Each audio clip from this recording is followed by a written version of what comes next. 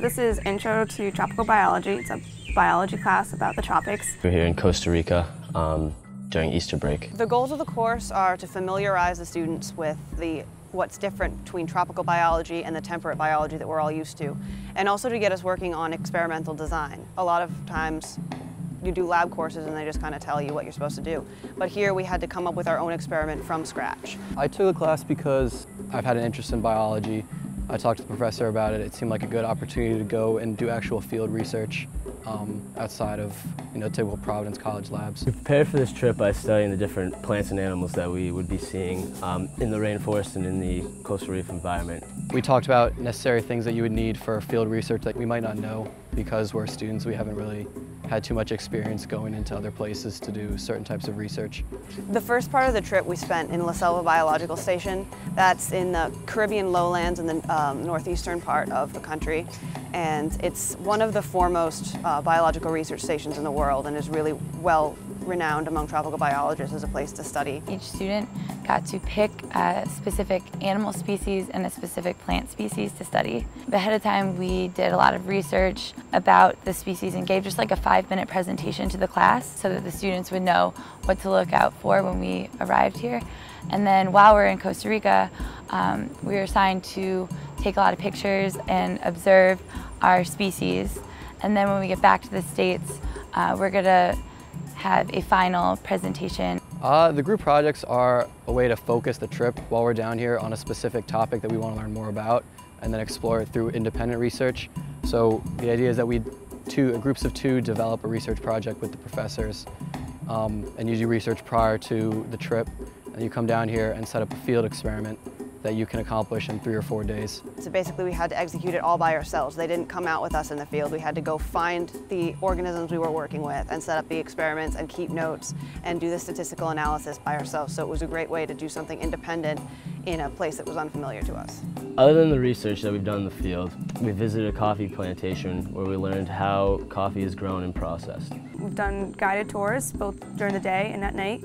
It's animals each interact different times, whether it be there's animals that come out at night, so we have to go at night. We also attended a canopy zipline course where we were able to see the rainforest from a new perspective. That was amazing. That was so much fun. Going through the canopies, all harnessed up and everything, hundreds of feet in the air. It's an experience I'll never witness again. We also took a boat ride on the Sarapiqui River, close to La Selva, to see kind of the organisms that live along the riverbanks. We saw a lot of birds, we saw some bats, we saw a caiman, a crocodile. It was really kind of interesting to see the ecosystem that was along there, and it was nice. There was a nice breeze on the boat ride too. So.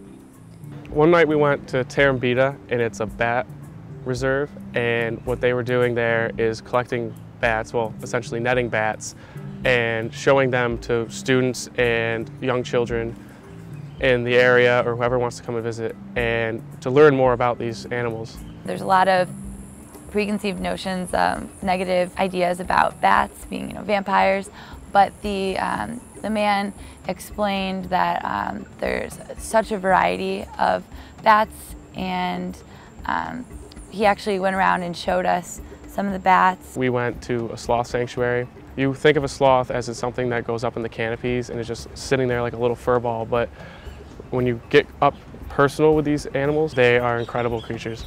It was basically a rescue center for abandoned or injured sloths that people would bring in, and they would heal and just care for them, especially sloths that had injuries that were just too severe, that couldn't be reintroduced. The second half of the trip we spent in Cahuita, and this was right on the water. So this half of the trip we spent snorkeling and looking at the coral reefs and the marine life. I loved the coral reef because I'd been snorkeling on coral reefs before, but never just in this awesome, warm, clear water. And just the things that you can see, you can go down and swim around with the fish. And coral reefs are definitely something you see on TV, but it looks like such an alien world. And then you get down there, and it's so cool to see it all for yourself.